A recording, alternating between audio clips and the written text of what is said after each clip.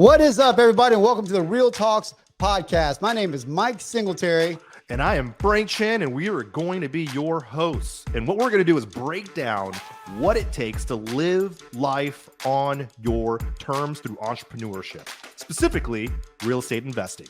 So we're going to hit it hard, the good, the bad, and the real, because that climb, as any entrepreneur knows, is never smooth. So let's get real. Welcome, everybody, to today's podcast. We're excited with our guest. He is truly a living legend and nationally recognized as the real estate expert and trainer with over 40 plus years of experience. That in itself is such an accomplishment. And he's both dabbled in residential and commercial properties and a 30-year history of hard money lending and brokering. Right? His experiences include personally buying and selling over 3,500 single-family houses and a staggering $300 million in commercial property deals with student partners all over America. Now, he is known as the godfather of real estate education, not just real estate investing, y'all. You have to understand. Or virtual. Not virtual. This is godfather of real estate education, the beginning of time, the big bang of real estate education, and his really the fascination behind the fastest and easiest way to make money in real estate on terms, buying houses on terms, right? And we're going to dive into why he thinks the other strategies are just bleh compared to buying houses on terms. Now, he's personally created dozens of home study products on topics ranging from buying, selling houses to becoming a professional speaker, as well as created dozens of live training events, most notably his live 4-day quick start real estate school. And he's personally taught to tens of thousands all over the U.S. and Canada. I feel like we got to throw in Canada. And he's also shared stages with people like Donald Trump, Robert Kiyosaki, Rudy Giuliani, Tony Robbins, Larry King, Dr. Phil, and many others. He's also the author of 6 best-selling books sold online and in stores, and his podcast, the Mentor Podcast, currently has over 200,000+ downloads. And what I love about the people that we bring on here is he's not just a businessman and an investor. He's also a husband, a grandfather, and a leader of his family. He's married to his wife, Beverly, of 55 years. He's produced over 4 children, 9 grandchildren, and 14 great-grandchildren. Man, this guy has accomplished a lot. Favorite pastimes include, and that's what I love about him, he loves fishing in Alaska and traveling around the country in his 30-foot RV with Beverly and his 2 golden retrievers, Ruby and Goldie. And I think it's really cool what they include in his bio here is when many people ask him, why do you continue to teach after 40 years? And his answers was, well, first, and make no mistake about it, I get paid well for teaching. There's that honesty. And it's not a mercy mission, and I'm not a nonprofit organization. Second, I thrive on this work. Golf, fishing, and diving get old quick, and making millionaires never gets old. And it's fun, and I love doing it. So it's with my great pleasure to bring on Mr. Ron LeGrand. Welcome to the show, Ron. How are you, brother? You're hired. So now on, you're doing all my intros for me. Hey, it's okay. If I'm a public MC or a private one just to you, I'm okay with that. But I got to tell you, Ron, one of the things many people don't know this, but I work with Ron. He's a client of mine, and I've been doing this for a couple of years. And what's really fascinated me is my stint in this business has only been 14 years. You amassed me by a few decades. And one of the things I've always been incredibly I wanted to know is how have you survived in the education space so successfully in 40 years? I've seen so many people come and go, with FTC problems, guarantees, all these people ending up in jail. And it's crazy. And I feel like you've done such a good job maintaining such positive reputation. Well, I think largely it's because I've been doing it for so long. I didn't go off in 10 different directions as times change, chasing shiny objects. And largely because I still do the business. Don't just talk about the business. I buy and sell houses a couple of months. I'm not killing them, but I don't want to kill them. But I want to stay current. And that's the only way I can stay current is to keep doing what I'm talking about. And we don't sell crap, as you well know. So that is very true. I too have seen a lot of people marched off in handcuffs over my time as well. And there's a good lesson right there. If you got a product that you are all in on, you like, and you take care of your customers, then you don't have to worry about things like that. It's something so simple, yet so difficult for some, is just to serve your end buyer, right? Sometimes greed overrides common sense, if you ask me. You're not wrong there, my friend. And one of the things I also think a lot of people can benefit from today, and I would love to dive into right out of the gate, is team management, right? I know with most people running a business like there's such high turnaround. And I think it's just the demand that's needed from certain team members to run a operation as big as yours. You've had people sticking with you for 10, sometimes 20 plus years. What's your secret to maintaining that culture? I don't show up for work. You don't get in the way. Yeah. No, honestly, I don't. I come in here to teach, and got a great team running the whole show, so I don't have to. And you're right. Several of them have been with me for 20 years and several more right behind that. So a long time ago, I chose to let other people do what they do best and get out of the way, let them. And every entrepreneur that's going to succeed is going to learn that sooner or later, because all my people do what they do better than I could do them, and many of them do what I couldn't do. So I have no choice but to let those that do it, and I'll focus on what I need to focus on, let them focus on what they need to focus on. That same philosophy goes with me in any business that I do, including my real estate. I don't do hardly anything. Frankly, it's all done by my partner acquisitionist. And every business I had 6 restaurants. It didn't see me in there with an apron, I can promise you that. So that's awesome, Frank. I'm sorry. No, you go for it. No, I wanted you to say I go all day with Ron. So go for it. I tell you, I haven't really met you yet. My name's Mike, and it's great to have you on the show. Listen, I know that you have a pretty wide skill set, because you wouldn't have lasted this long without it, right? But you said that you just want to stay in your zone of genius. What is that right now for you? You mean, what am I doing right now? What do you do that you really, that fuels you right now? Sorry, I'm struggling with my voice today, but I teach and I create from time to time, but I am retired basically. So that just means that I teach when I'm needed and jump in and create chaos when I'm not needed. But honestly, I cut down my travel considerably. I even sold my plane earlier this year. That's right. I didn't need it that much. And I'm still wondering if I did the right thing there, though, especially every time I have to go to an airport.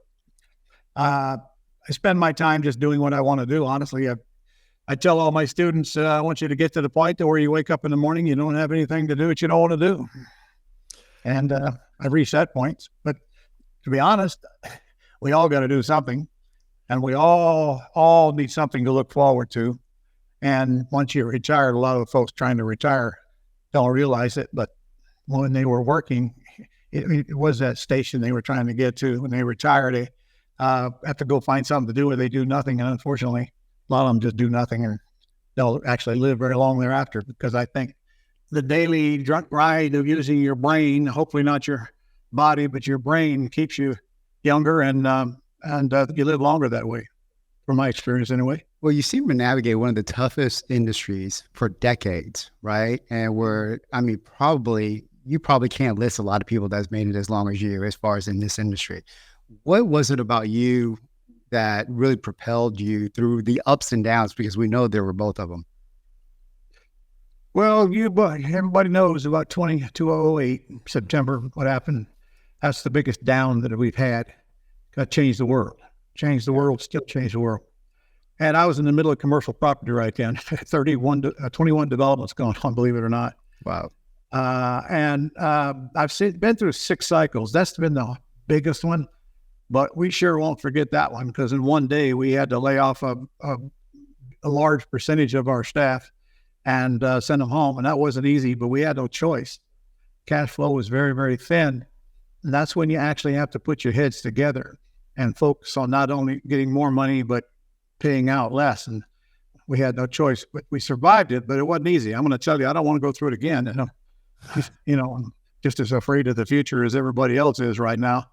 So I tell everybody, if you take care of the cash flow in your house, you won't have to worry about what's going on in the White House, because there's nothing to do about it anyway but vote.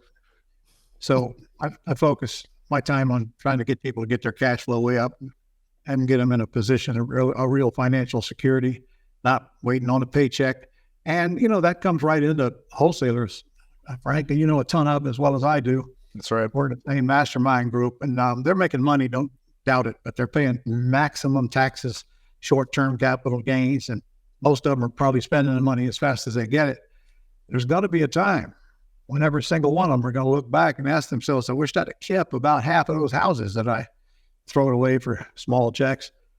And because now they have that residual income and all the benefits of owning real estate, appreciation, depreciation, debt pay down. And in that case, I lease option all the houses I get.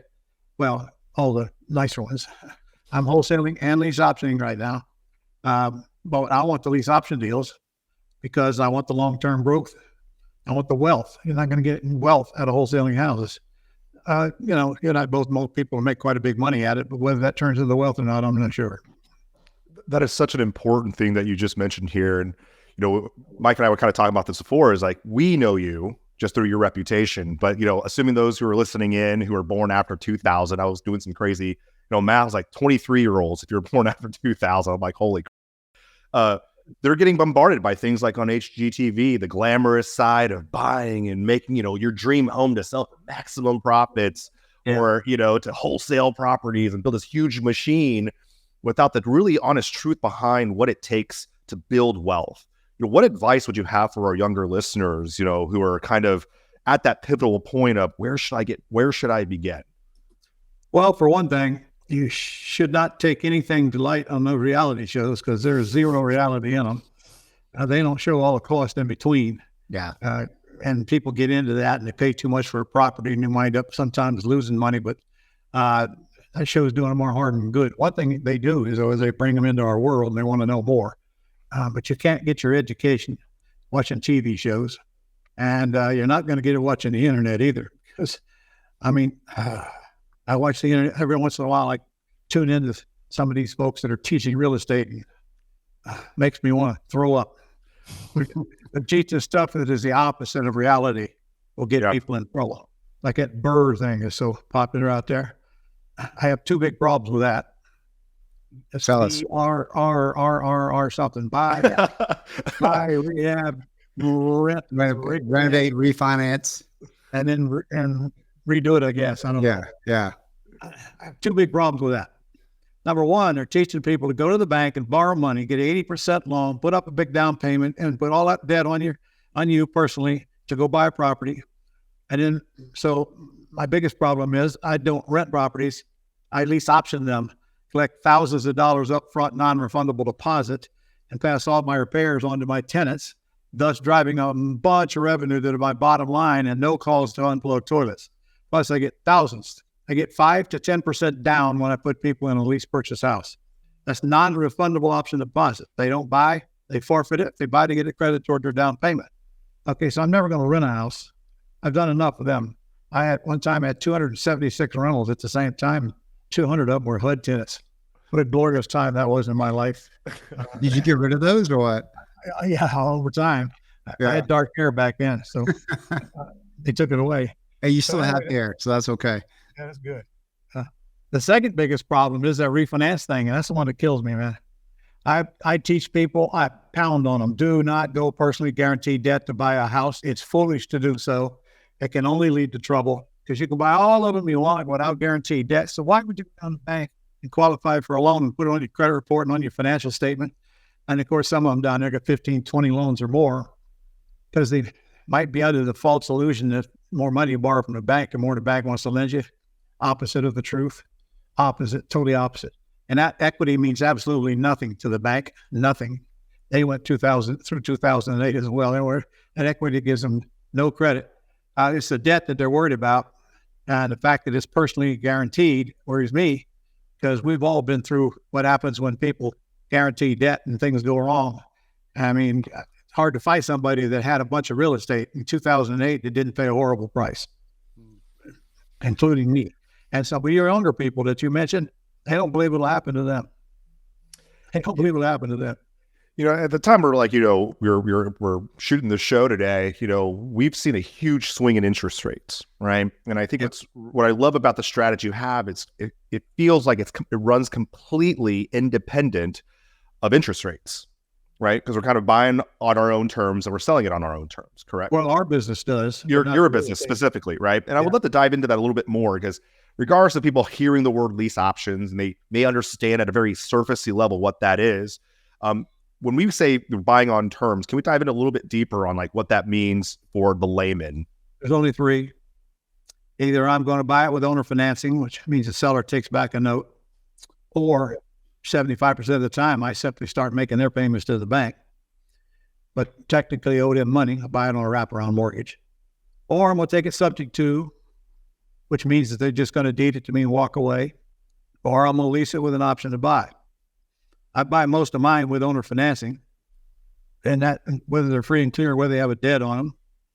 But that doesn't mean I'm making a seller payment. Unless it's free and clear, then I had no choice. And that's without personal guarantee. I don't do anything that requires personal guarantee. Then, of course, when you take it subject to, there's no guarantee anyway. They're just taking over their loan.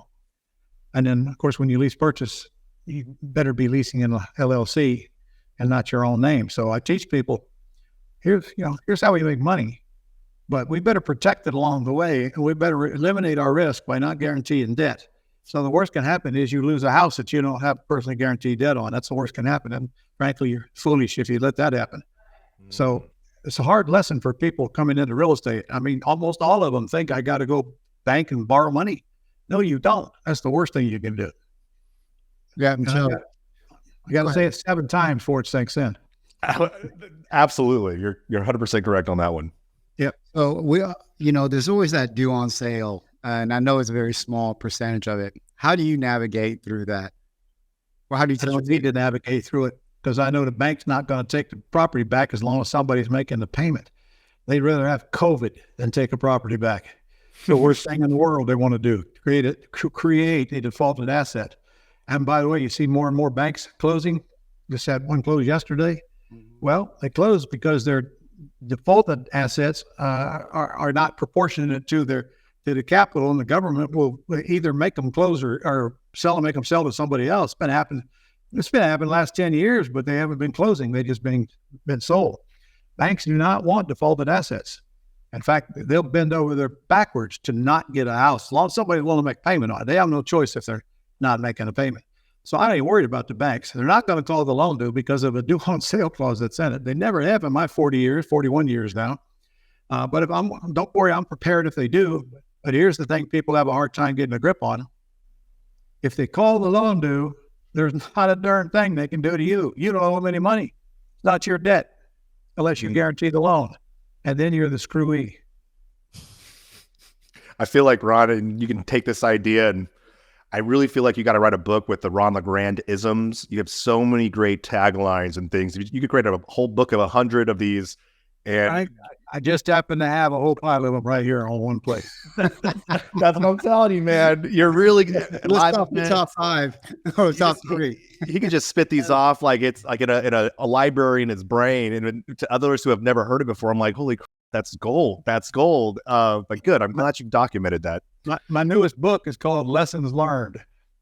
When is it coming out? Or is it out yet? Yeah, it's on Amazon, isn't it? It's on Amazon now. Yeah. Okay. Right on. Not well, definitely. Thick, but it could have been that thick, but I ran out of steam, man. Enough is enough. I tell you that. You give us a couple of pearls from that book? Oh, no, there's too many. I think I got 32 lessons learned in there or something like that. I'll tell you the biggest was guaranteeing debt. No, I'm telling you. That's one of them, yeah. That's the biggest mistake people can make. Lose money, who cares? Make it up on the next one. Guaranteed debt, that'll launch you for years. If things go wrong, of course, nobody thinks things are going to go wrong for them. I would highly recommend anybody in the education space who speaks from stage to get that book and kind of just educate yourself a little bit more. There's a lot to learn from Ron. He's seen a lot, just specifically on the just education sales from the stage, how you put your offers, the promises. Pick up this one because it actually tells you how to make money in real estate. There you go. We're going to put those links or get those from your team and put that in the description below. I just thought of that. I had to sit over here. And just let it go on Amazon. Just add your cart. Add the 6 books that Ron wrote to your cart. Just push it by. It's good to have in your little library over here. And one thing I think is also very interesting about Ron, and we're entering a digital era, right? Content is kind of king at this moment, and a lot of people struggle, even myself, with creating content on a regular basis. Believe it or not, Ron's a TikTok star, and he has a lot of people who are viewing him. And I'm fully clothed on there too. Just so unfortunately, yeah, it's not an OnlyFans account. Sorry, y'all. TikTok. So, like, even with someone with as much, experience and reputation, he's still able to kind of make the time, carve out time to create this content. I'm curious, was this easy for you at first? And what was the thing that you had to tell yourself in order to get out there and just be like, okay, fine, let me just join all the other 20-year-olds on TikTok? Well, first of all, Frank, it's always actually been easy for me because I do nothing but teach what I do. Therefore, I don't have to do any research. And I know that what I'm saying is the truth because I've lived it. So it's not that hard. It's the fact that every time you create content, you get better and better at it. And, books, for example, all you do is start by writing the titles to 10 or 12 chapters that you want to put in there to take it to the sequence that you want to get to the end. And a chapter is a newsletter article. You write 10 or 12 newsletter articles, you got a book. I didn't know that. My first book took me a year and a half to write. A year and a half. Wow, that's a great tip. I wrote the latest book, Lessons Learned, during the week I had COVID. Oh, wow. And that don't mean I sat down and worked on it all day either. Just wrote a chapter at a time. I think that's really cool because most people, we're in groups together and they're always creating like book funnels or what's my next lead magnet. And it always takes them a year or two to write a book because they overcomplicate it. I think what you just gave out there is absolute gold. I hope you all paid really close attention to that. It's multi-use of your time where you have newsletters that you convert into a book. And while you're making it, you can actually utilize this content to generate or build a list, build reputation. Hey, when you were at the last mastermind, did you get one of the books called Everything Men Know About a Vagina? I'm going to go open it now. This is what I do. I move it's easy read. There's nothing in it. Okay, I just got nothing. And wait live. I feel sick now. I should knew that joke was coming. Well, it's true. I got a copy of the book. It's really there. Yeah, it's all empty. I don't know what they did with it.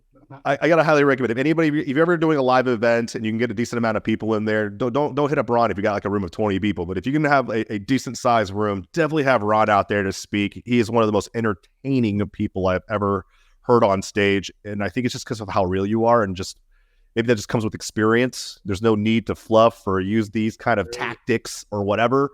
I just feel like you're just yourself up there and it's incredibly engaging, and I love it, man. I think you're one of the very few out there who has that kind of skill set.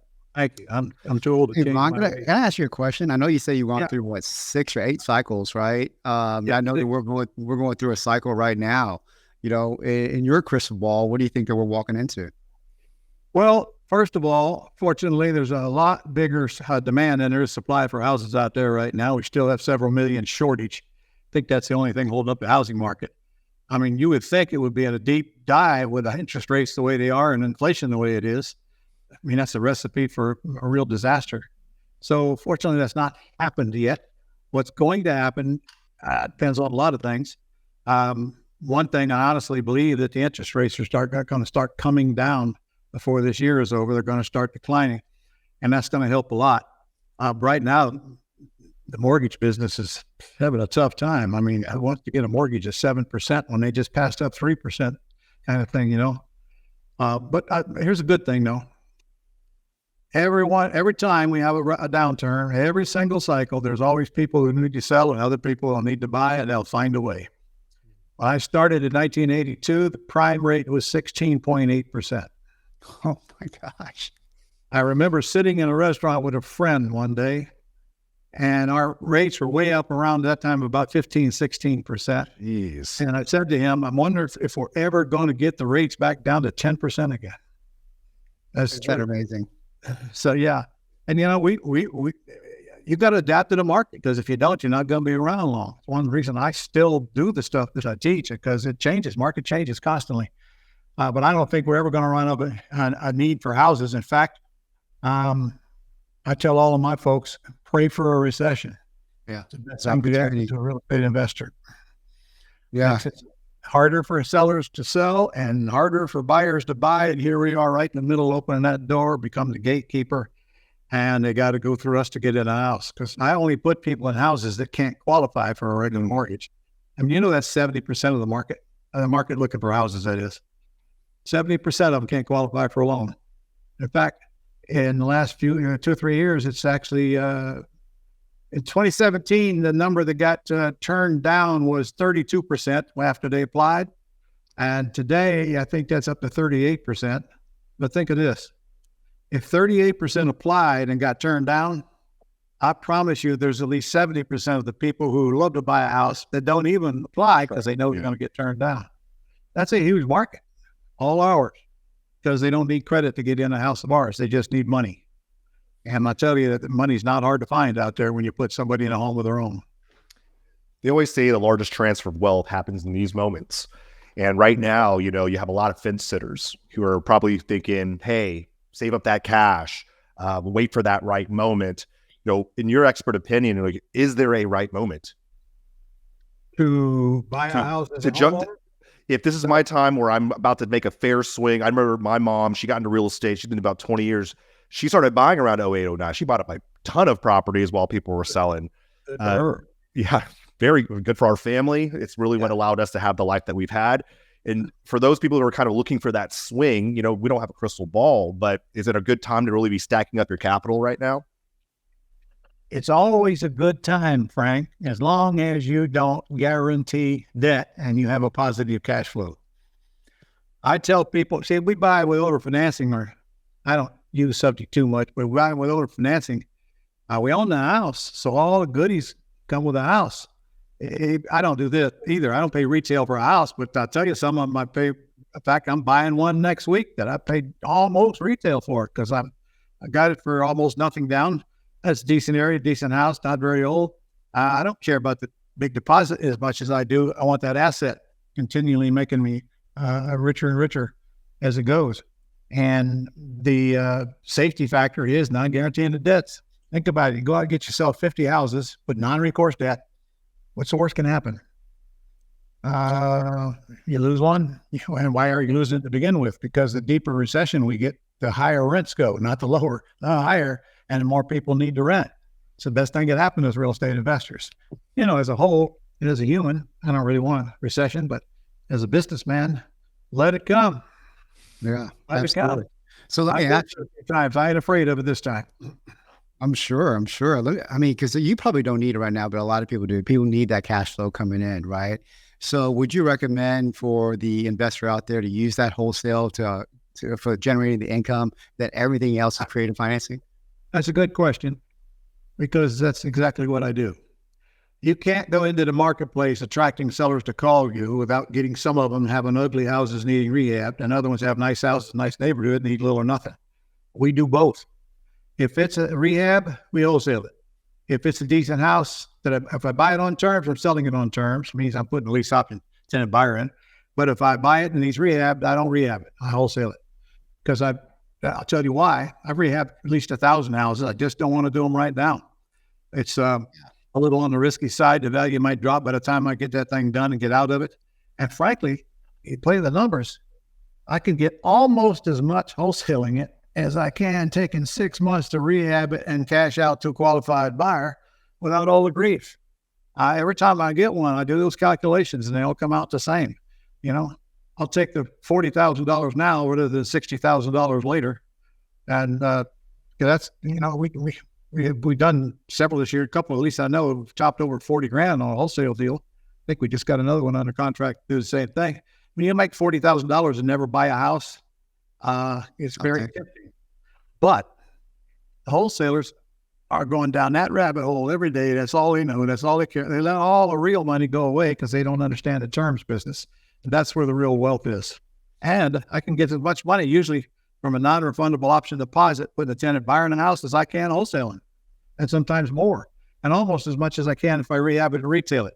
But then the wealth keeps on going. I call them golden geese. They just keep laying golden eggs, month after month after month, year after year. And anybody that had properties in the last 3 years did right well. Yeah, that makes a strong case for keeping them. Absolutely. I think what continues to fascinate me when I talk to wholesalers, especially when they're like, oh, it's costing me this much, this many months to turn this many dollars into a positive ROI. And I'm thinking to myself, it's like, well, what are you doing with the leads you're not doing? Are you working with a creative finance person, someone who's doing lease options? I bet they could turn those leads, your AKA dead leads, into gold. Why do you think there's so much resistance with wholesalers to kind of collaborate with people who are using creative finance? Well, I understand why the men don't do it. Because the last thing a man's going to do is follow instructions. I mean, hey, that's time testosterone was built in. We knew about it. I think they got a pill for it. But that's true. Real round, we can make it rounder. It's a man thing. That's all. I just don't want to take the time to learn terms business. They get all these misconceptions about it. They have no idea what they're thinking. And literally, you cannot find wholesale deals without finding terms deals. It's just that simple. You can't. They're coming to you. And because they're all going out and getting it from FSBOs. MLS is starting to come back a little. I mean, I'd laid off the MLS since 2016. You couldn't get a deal out of there, wasting your time. And most of them are overpriced to this very day. But there are some pearls in there if you work them. I'll go back to them now. But in there, I'm not looking for terms deals. I'm looking for, remember, buy cash, sell for cash, buy on terms, sell on terms. But you're going to get them both. If you don't take advantage of both of them, you truly are walking over the dollars to get to the dimes. Let me ask you a question. You have your acquisition guys. Do you have guys that specifically only do creative financing, or do you train them both? Got one guy. My whole team is one guy, and my executive assistant, Tish. That's it. It's my whole team. And both Tish has a whole lot of stuff going on. She spends very little time in the real estate part. And my acquisitionist is actually my partner. Because I made him my partner, which is probably a good lesson we should talk about. But he does everything at that is concerning with real estate. She does everything that's admin. I do nothing except look at it as it passes through and a purchase or a sale now and then. Would you recommend it for other people that have a team?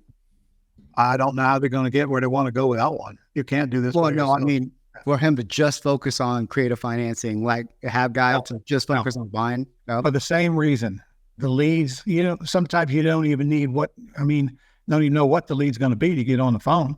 Mm. So you work them both. It's not that hard. When he came to me, he understood the junker business per se. He didn't understand terms business at all, but he's getting it now. I mean, he's learning as he goes. And I made him my partner, which simply means he gets half the upfront profit on every deal we do. If I have money in, I get that back and we split the difference. But then I get the houses because I'm in it for the houses. I'm not in it for the upfront money. I want it. Helps pay bills, but I'm in it for the houses. I know that they are way more valuable than a few $1,000s up front. And again, we don't put a tenant buyer in a house unless we get a minimum of 5 and usually closer to 10% of the purchase price down, and that's non-refundable. And decent houses don't have any trouble getting it. Yeah. Is there a buy box that you typically stay in, or area or stuff like that? Well, I personally, I just buy here in Jacksonville, but I work with students all over the country. I don't care. It doesn't matter. It doesn't make any difference where the house is. You like for lease options though, you said you like, I'll keep the nicer ones for those, right? Or I'll keep the nicer one. Yeah. Yeah. It's usually the low end houses that get wholesale and the mid to higher end houses that get lease options. Okay. Talk about it. Let's circle back to where you say you made him a partner. We should talk about that. Now, I would love to talk about why you made people partners. I'm assuming you have a series of partners, right? No, not in real estate. He's the only one. I'll tell you, I learned a long time ago, if you pay peanuts, you get monkeys. And this guy already came to me knowledgeable about the junker business. So it wasn't a big giant leap. And we got him started immediately. Literally on the first 2 wholesale deals that he brought in, we netted $82,000 on and never touched the house, never bought the house. So starting out with those numbers, he'll do right well. But, I had acquisitions. I've had several. I think the last one I was paying $2,000 per deal. I think he brought in several deals, tons of deals actually, but I just don't feel right not paying them what they're worth, because it's pretty easy for me to figure out that if they don't get a deal, I don't get any money either. So I get mad front. Now, acquisition is always a problem for most people. You know what I mean? And I think the industry standard is 15% or something like that, but it's just like a revolving door. I don't know. There is an industry standard. That's fair. But to fix that for most people, you're like, hey, pay them well, as you should, right? Or make them a partner. Yeah, but think about it. I don't ever write a check out of my pocket to pay him. It comes out of the money he brings to the table. I think there's like a lot of, I try to look for the underlying like lesson here for myself personally. That's why I love having, guests who have coached so much, is there's so many personal lessons we can learn, kind of tapping back into the earlier vein of people who've worked with you for a long time. You've taken greed out of the equation. You take care of your people, you take care of me, you take care of your people. And what I've also noticed in your education, I want to kind of shift the conversation to the education side, because you've accomplished so much there. You have a live event business. Many of your coaches today were students of yours before. So for those out there, a lot of them who are growing and who are just at the start of it, who are growing their education business, how did you kind of get your students to kind of shift into that mindset? And the follow-up question to that would be is how, obviously you've dealt with people who have tried to branch off and try to become your competitors, but I would feel like most of the people stick with you and want to help you grow your vision more rather than branch off. How do you accomplish that? You're right, most of them. And you're also right. I trained a lot of my competition. They paid me to train them, but there's still competition. Right. Because I never did worry about competition, Frank, not even back in the early days when I was in the house business. I didn't have time to worry about them. I was too busy trying to make a living. And, I realized none of them going to be doing what I'm doing, when I'm doing it, to whom I'm doing it, the way I'm doing it. Anyway, why worry about them? Make them worry about me. And I guess that attitude just held over into to the information marketing business and the training business. I can't stop competition from doing what they want to do. And sometimes they become allies. Sometimes they don't. Sometimes we have to whack them because they're trying to build a business around everything that I taught them. And now they become competition, and the customer does not know the difference. So, I'm still not mad at them. I just can't promote them. Right. And they're not going to promote me. So competition is something I never really worried about. I mean, it seems like everybody else does, but it never bothered me a bit.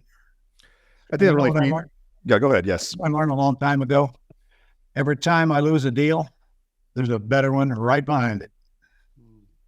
I think we could summarize that to an abundance mindset. And I think it's really interesting how, when you're in that education, I so many people scared, like, well, if I teach this person, they're going to go out there and create a product, or if they do. And I just constantly get challenged by like that mentality of like, why would you hold yourself back with that thought process? To your point, you're on a fast moving train, always looking ahead.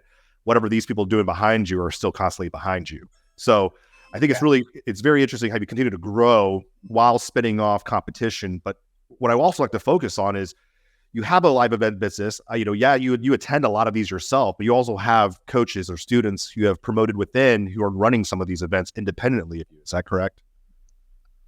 No, if they're running events independent with me, they're not my coaches for us anymore. Well, so, I mean, under your brand, under Global Publishing, your brand. Oh, where are you at all your events? I have a couple of students that are actually got their own brand, but they're working with us, but they don't sell what I sell. Oh, I got you. I tell them, get your specialty down and I help you. You try to sell everything we sell, then I can't obviously not work with you. And of course, everybody that comes into this training industry underestimates how much work it is. and when people come and they want to stand on a platform and sell something, they had no idea how much work and time and money goes into filling that platform. So most of them don't last to begin with.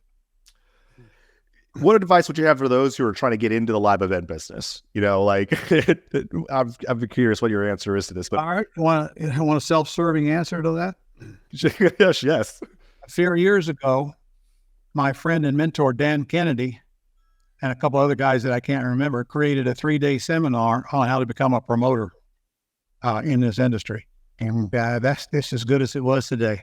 I mean, it was several years old, but it's so much stuff in there. Not to mention, this was a Comedy Central. That was Dan Kennedy and 3 other guys up there. And that thing, I get rave reviews about that thing to this very day. We did another one on how to become a speaker. Then we did one on promoters. Contact our office. I guess we still sell those, don't we, Nick? DVDs? Yeah, they are DVDs. Let me go dust mine off over here. And can they watch these on their phone? Yeah. We have both available on CD and DVD. We might be able to dig up some cassette tapes for you somewhere. But we do have them online as well. Maybe we can get them some 8-tracks too. While we're at it. Jeez. Hey, those things are worth a lot now. I'm telling you, retro is in. I used to buy 8-tracks. Okay. Well, I believe it. I do too. I believe it. So one thing I also like to tap into, we're all businessmen too, but we're also fathers, and you're obviously a grandfather of a huge, downline is what I would call it. I would love to know your advice on just, how to stay happy in a marriage for as long as you have. And, you're kind of the patriarch of your family, at which point did you kind of shift? Because you were building a business. I'm sure your family, your wife had to deal with the aspects of you building that business. Any lessons learned throughout that process, as people are at the beginning of this kind of journey? Yeah. I got plenty of lessons. By the way, just learned day before yesterday that I now have one great grandchildren. Wow. How do you feel about that? Oh, very old. But 9 grands, 14 greats, and now 1 great. Wow. So they keep on coming. One of the mistakes that I made when I was starting in real estate business, even before that, I always had to work so hard to make a good living. It's constantly working. Didn't spend enough time with my children when they were growing up. And I would caution all parents to spend more time with your children, regardless of all the stuff you got on your mind. And all I could think about was making more money. Because I just didn't have the answers back then. And I certainly didn't have the income. So, today I look at families that spend a lot of time with their children, and I envy them.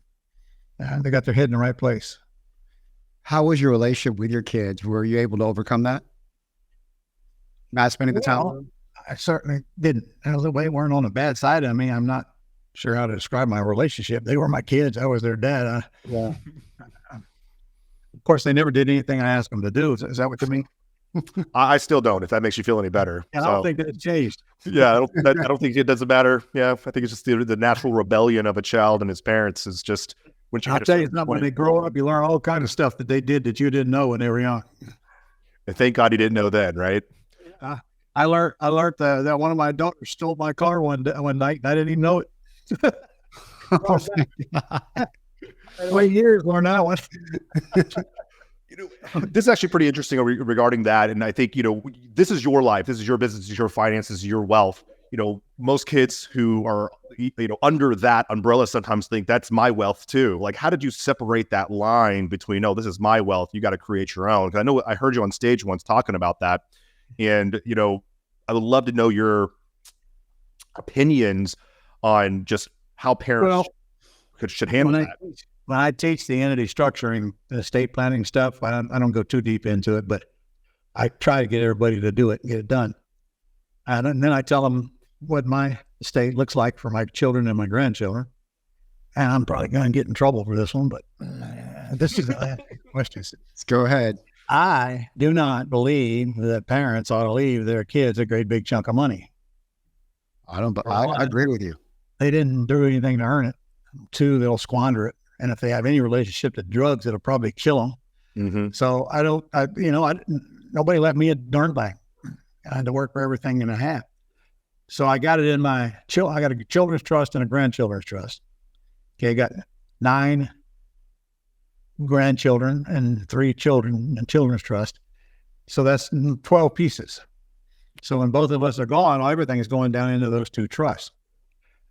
However, I have 2 provisions that I thought of that my attorney put in there. One, they'll each get $25,000 a year, and that's all they get. Okay. From me. And to get that, they first have to prove that they've earned at least 25 before they can get my 25. Fair. I know there's exceptions like, husband working, wife not, or wife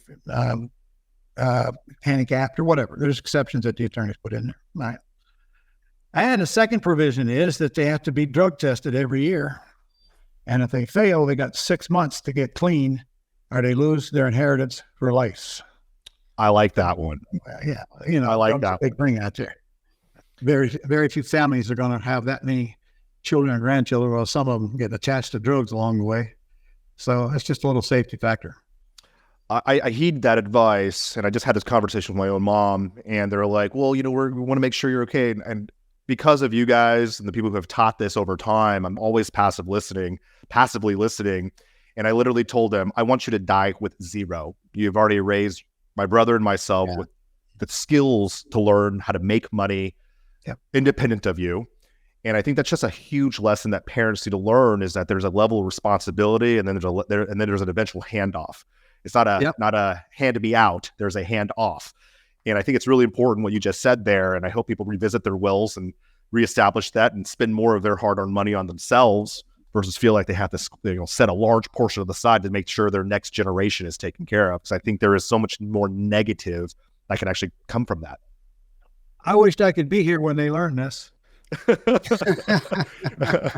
Hey, you can find solace in the fact that you will, because of these parameters you put in place, right? It's not their decision anymore. You've taken that kind of out of their hands, which is, I think that's the biggest gift you can give them, honestly, financially. I did the same thing for the administrator of our estate when both of us are gone. It's a hard time trying to figure out who I wanted that to be. Started with my older brother, but he's 84 years old. He ain't the right guy. What I finally decided, let the law firm that created all the docs be the trustee. No emotion. The kids aren't going to talk them into anything, and it's never going to die, because if the firm goes out of business, they have to give it to another firm to administer. So now we don't have to have a human having the burden of taking on that responsibility either. I'm going to borrow that, because I have a 2-year-old right now, and I told my wife, we got to work on my will because we don't have one right now. And I think these are some pro tips I'm going to apply to my life right now. So thank you for that, Ron. You got to work on more than a will. Oh, I got to do asset protection, trust, all that stuff. I'm just now beginning that journey as I'm in that kind of wealth and growth phase of my life. So what I'm like, 30, well, now's 30, the time to get it done and not put it off any longer. Yeah. You got to go to a reputable firm to do it. You have a recommendation? Well, yeah, I got my guy here offline. I'll give you his number. Right. And then a lot of my students are using Bob Bloom out of Dallas, who does it nationwide. And he does a really good job of it. Very good job. Yep. We'll get you guys Bob's information too, because I know I got my LLC set up with Bob, and he does everything by the book to the T, and I appreciate his diligence. But I got to tell you, I've had such a blast today, Ron. I really do value your time today. I don't know if you have any other more questions for him, Mike. I'm good, man. I appreciate you, Ron. Absolutely. Thank you. So lots of resources to put in description. We'll give you the links to some of Ron's books that we mentioned during today's podcast. Thank you so much for your advice regarding family, business, and really just an all-encompassing call today. And man, I've learned a lot. I appreciate working with you and what you've built. You have a phenomenal team. No one else out there. Like, I tell people all the time of all these other clients, he's like, who's your best one, Frank? It's like, believe it or not, it's Ron. I tell him with surprise, because I'm like, I never really talked to Ron in like the 2.5 years. You heard Nick's voice on the side there, and it just constantly impresses me with the kind of culture you've created and the love you have from your team. And that's just such a rare thing to find with any of the people that I work with. And so I believe you've definitely set a status in our space, and I hope people continue to look up to what you've created. It really is a good litmus for where to build your business towards. So that's where I'm at. I appreciate your time today.